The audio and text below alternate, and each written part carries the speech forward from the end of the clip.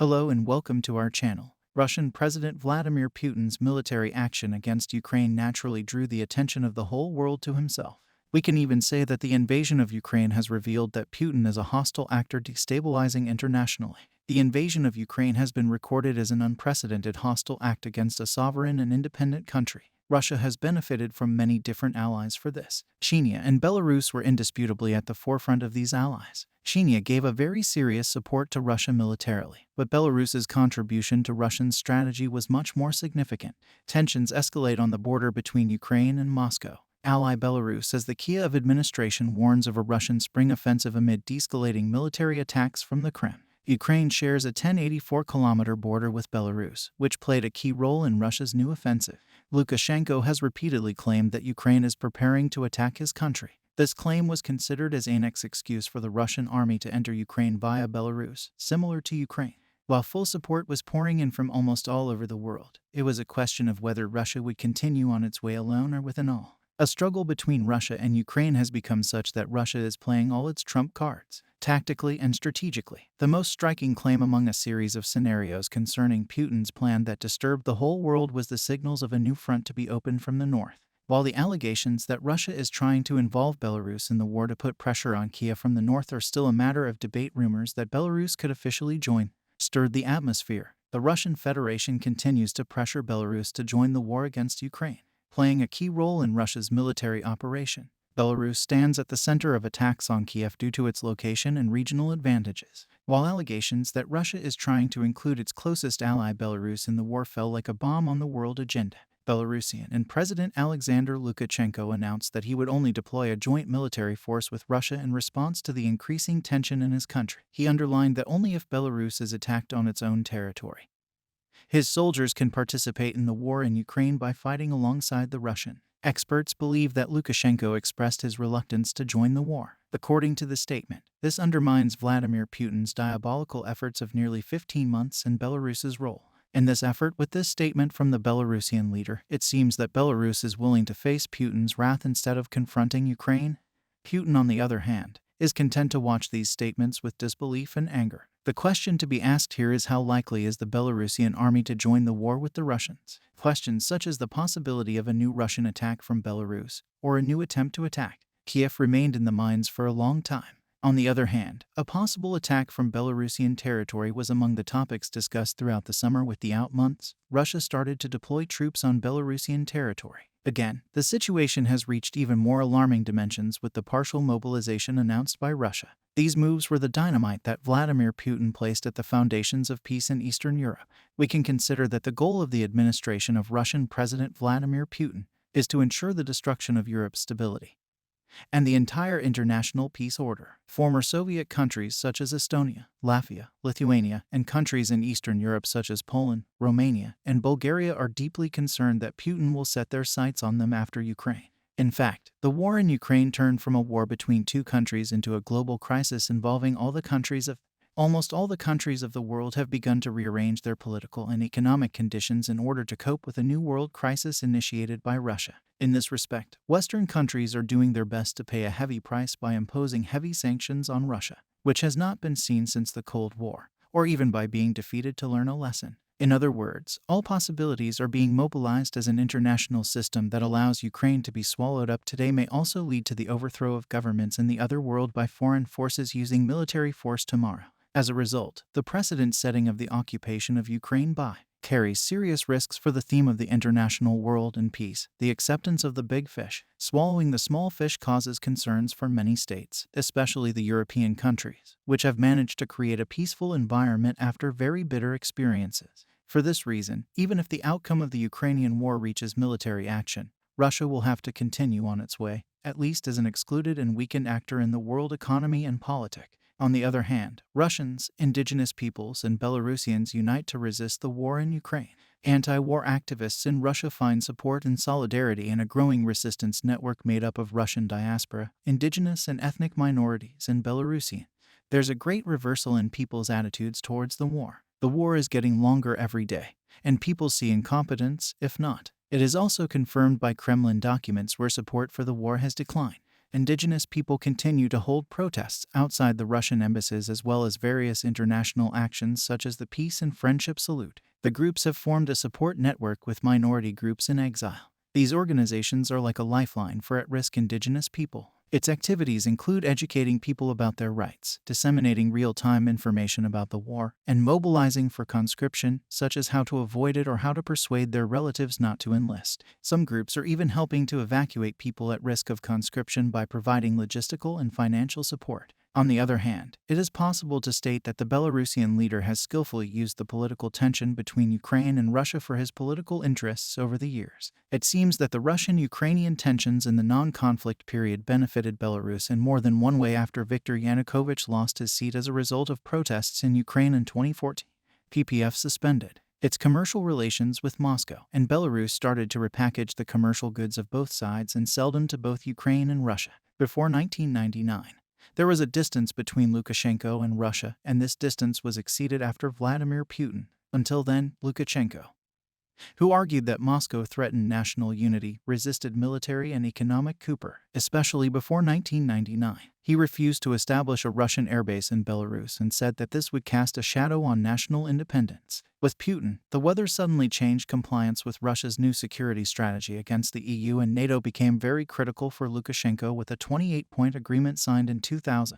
Within the framework of economic, military, and economic coup, the Union State of Russia and Belarus was established. On the other hand, the fact that Belarus acts as an extension of Russia draws the attention of the Baltic countries. For countries like Poland, which has seen Belarus as a wall between them and Russia for years, the fact that Russian soldiers have come to their borders is not an ideal scenario. The European Union had previously stated that if Ukraine was invaded, Belarus would be subject to the same sanctions as Russia. The war oscillates between the mutual attacks of Russia and Ukraine, the occupation and liberation of the cities. Traces of destruction can be seen in Ukraine and exhaustion in Russia. But judging by the course of recent months, the Kiev administration continues to advance, relying on the technological superiority of military aid from the West, apart from the motivational advantage its soldiers have accordingly, according to recent information. It is said that Russian leader Putin lost the entire army that he sent to Ukraine a year ago, which means at least 150,000 people. Although the accuracy of this has not been clarified yet, it is among the possibilities. As a result, the Soviet Union was defeated or even disappeared by losing its struggle with the West, especially in economic competition. The consequences of a defeat for Russia and Ukraine will present fundamental difficulties for Europe and the United States, considering that Russia will surely have to withdraw one day. Rebuilding Ukraine with the aim of accepting it into the EU and NATO will require a huge effort. The West should not disappoint Ukraine again. On the contrary, weak Russian control in Ukraine could mean the creation of an unstable and fragmented, of constant conflict with limited or no management infrastructure next to NATO's eastern border. The humanitarian catastrophe this will bring will be something Europe has not experienced in years. But it is clear that over time Russia will face tougher tests than Ukraine and the West. Also, the end of wars is not always the decisive victory of one side and the decisive defeat of the other. This time, a kind of draw table may come to the fore even if there is no full draw. There may be conditions where both sides can argue that they have won in many ways and put the other side back, and they can propagate this. The next news. In the steppes of Eastern Europe, the most critical war of the century continues between Ukraine and Russia in front of the eyes of the whole world. To date, millions of shells, thousands of missiles and artillery shells have turned the Ukrainian front lines into ruins, especially the Bakhmut and Crimea. In fronts where the most active and fierce clashes of the war took place are at the center of focus of both sides. Even Bakhmut is now seen as the key to the war and Crimea as the gateway to victory. To achieve decisive victory, the Ukrainians want to completely capture Bakhmut, of which they now control almost 87%, and dominate the Crimea. That's why the Ukrainian army was at the gates of BKT last week with about 50,000 soldiers. After Bakhmut, the target of the Ukrainians who wanted to take control of the city was the heart of the war, namely the Crimean Peninsula. Also, during the past week, the Ukrainian armed forces also carried out striking offensive operations on the peninsula after Bakhmut. We wonder if the Ukrainian forces' blockade of Crimea was the end of everything for the Russians. Would what happened in and around Crimea before February 24th end the striking war of 1 year? And why is Crimea so important that it ends the war? The answer to all these questions are waiting for you with all their striking details in this video content that we have carefully prepared. Let's go to Crimea, the most critical region of the war, with the latest, accurate, and official updates before moving on to the latest situation on the peninsula. We will have to look more deeply at the war strategy of the Ukrainian army in the south of. If you remember, the Ukrainians before besieging the Crimea launched serious attacks on the Russian military assets in the Ukrainian city of Melitopol to open an effective attack corridor on the peninsula. As a result of the attacks that took place at the Mall airport, there were two big explosions, but the aim of the Ukrainians here was to provide a broader perspective to Crimea. Yes, Ukraine had successfully completed the first phase of the Great Crimean Plan and turned its route to Zhikoy, one of the most important cities of crime. On the same day as the attacks in Melitopol, the Ukrainians targeting the city of Zhikoy in Crimea with unmanned aerial vehicles worried the Russians in the peninsula. The reason for this was that at the beginning of last week, both Ukrainian authorities and important intelligence reports indicated that serious and violent attacks would now take place in Crimea. While all these predictions were starting to come true, the Russians were doing their best not to lose the peninsula they had, and to delay the sad end. However, as we mentioned, Koi was targeted by 12 Ukrainian UAVs, and the tension in the peninsula once again reached its peak after this striking airstrike. Even the Russian war correspondent stated that something would become clear in Crimea, and that the Ukrainians could continue such critical attacks until they took over the peninsula. So why did the Ukrainians insist so much on seizing Crimea with a grand offensive? The reason Ukraine wanted Crimea so much was to dominate the Black Sea and neutralize the Russian Black Sea Fleet in Crimea. The loss of the occupation troops in Crimea means that the peninsula cannot receive support for clashes in the southern regions of Ukraine and cuts off the land corridor in the south of Ukraine with the peninsula. That's why to dominate the Crimea means to achieve victory for this. On the other hand, the situation that everything came to an end for the Russians began to become much more apparent with the Ukrainian army's UAV attacks on the city of Zhikoy in the Crimea. The Russian administration was very worried about the recent airstrikes in Zhikoy, but none of the Russian officials could do anything. For this reason, there has been a deep unrest in the Kremlin since the first day of last week. After the attacks in Zenko, the Ukrainian army did not stop, and this time targeted Sevastopol, the most important port city of Crimea, in order to show that they would completely blockade the Crimea Peninsula and end this war completely. The unrest in the Kremlin began to increase with the drone attacks in Sevastopol. The end of the road had come for the Russians for a week. The alarm sirens of the air defense systems of the Russian army stopped due to their attacks of the Ukrainian forces on the peninsula. Of course, the situation scared and worried the residents of the region in Crimea. Even the people living on the peninsula thought that the Ukrainian army would not stop until they had completely captured the Crimea. The opinions of the residents of the Crimea region were not wrong. In order to create a connecting corridor between Sevastopol and then the Kherson region and the Crimean Peninsula, the Ukrainian forces launched striking attacks on the city of Armand, which is located on the borderline.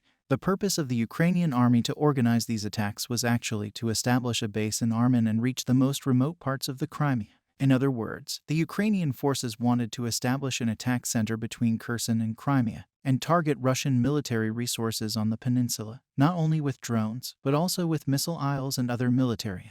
The news shared on this subject in recent days supported the efforts of the Ukrainians on the Armand and Crimea borderline. According to the news on the agenda, the GLSDV missiles transferred to Ukraine are now ready for use, and the range of these missile isles was high enough to reach Yevpatoria. The maximum effective range of the GLSDB missile isles currently range from almost 150 to 180 kilometers. This situation made the Russians feel more than just intimate, because considering the HIMARS long-range missile systems in the inventory of the Ukrainian armed forces, the Crimean Peninsula is currently in danger of both unmanned aerial vehicles and missiles of the Ukrainian army. The ammunition which maximizes missile threats in Crimea should not be forgotten about the Stormy Shadow and a GM-84 Harpoon.